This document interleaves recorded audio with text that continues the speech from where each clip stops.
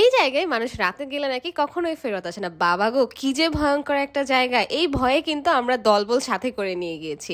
কোথায় গিয়েছি, কি কি করেছি সবকিছুই তোমাদের সাথে শেয়ার করতে থাকবেন। হ্যালো, আসসালামু আলাইকুম everyone, this is Lamis and welcome to Lamis and show. আজকে তোমাদের কিন্তু মিশরও দেখাবো, যেখানে কিনা মৃত ব্যক্তিদের কবর দিয়ে রাখা হতো। তার আগে বলে নিই আমরা সেখানে কিভাবে গিয়েছি। বাসায় যতই লেট করে উঠি না কেন, কোথাও যাওয়ার প্ল্যান হলে কিন্তু আমি আর শোভন এবং বাকিরাও কিন্তু একদম সকাল সকাল উঠে রেডি হয়ে যায়। আমরা প্রথমেই হচ্ছে ব্রেকফাস্টের জন্য একটা হোটেলে নামলাম, কিন্তু সেখানে ভালো কিছু পাওয়া যাচ্ছিল না বলে আমরা ব্রেকফাস্টটা করতে পারিনি। ভাবলাম যে একবার আমাদের গন্তব্যস্থলে পৌঁছে আমরা খাওয়া দাওয়া সবকিছু সেরে নিব। আর পুরো ট্রাভেলটাই কিন্তু আমরা সবাই বাইকেই করেছিলাম। আচ্ছা, এবার বলি, আমি প্রথমেই তোমাদেরকে ভয়ঙ্কর জায়গাগুলো না দেখিয়ে সুন্দর একটা জায়গা দেখা, যাতে তোমাদের ভয় কম লাগে। আমি কিন্তু একদমই জানতাম না যে বাংলাদেশে মিশরের পিরামিড আছে। আমি যখনই এটা শুনেছিলাম, আমি কিন্তু এই জিনিসটা দেখার জন্য অনেক বেশি এক্সাইটেড ছিলাম।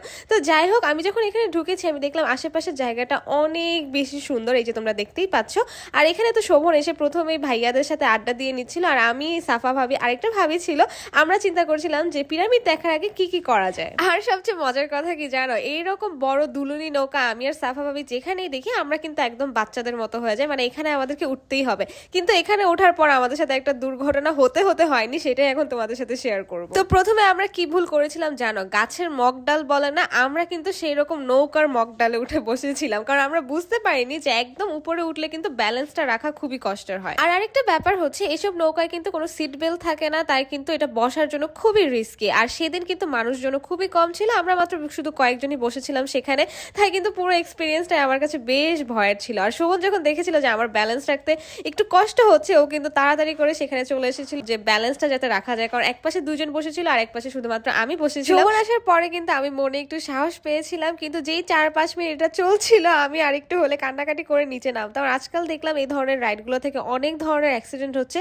তো সবাই কিন্তু একটু কেয়ারফুল থাকবে এগুলাতে ওঠার আগে। আচ্ছা, এবার হচ্ছে এই ভয় থেকে একটু চেয়ারফুল মোডে যাওয়ার জন্য আমরা টিকিট কেটে পাখি দেখতে চলে গেলাম।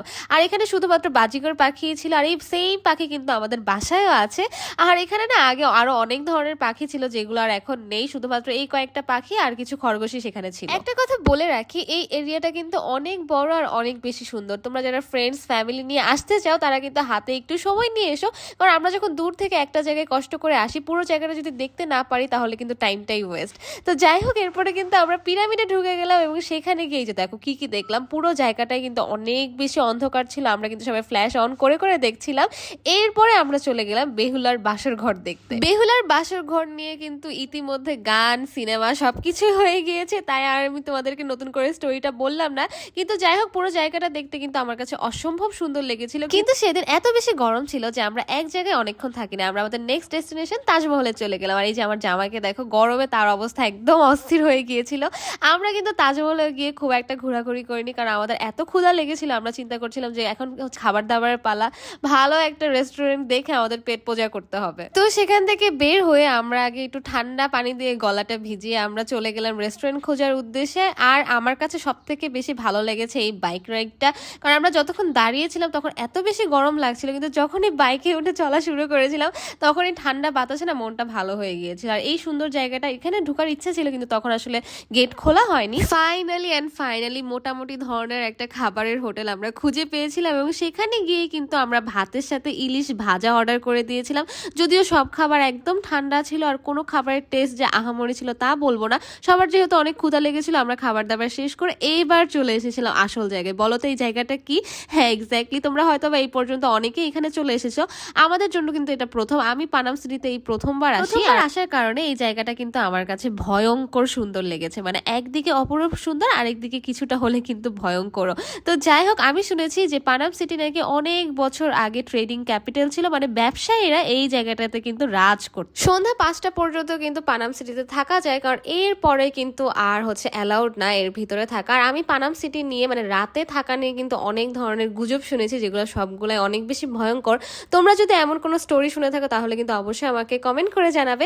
আমার কাছে সব থেকে সুন্দর লেগেছে এই কাশীনাথ ভবন। এই ভবনের পাশেই কিন্তু সুন্দর একটা বাঁধানো পুকুর ঘাট ছিল। আমার বারবারই দেখে মনে হচ্ছিল যে তখনকার মানুষরা কতটা শৌখিন আর সুন্দর মন মানসিকতার অধিকারী ছিল। পুরোটা জায়গা ঘুরে কিন্তু আমরা সবাই কম বেশি টায়ার্ড হয়ে ঘুরতে চলে গিয়েছিলাম পাশের ছোট একটা মেলাতে। না, শোভনরা কেউ যায়নি, আমরা সবাই ভাবিরা মিলে সেখানে গিয়েছিলাম। এখন মেলায় ঘুরতে যাব আর কোনো কিছু কিনবো না, তা কি হয় বলো?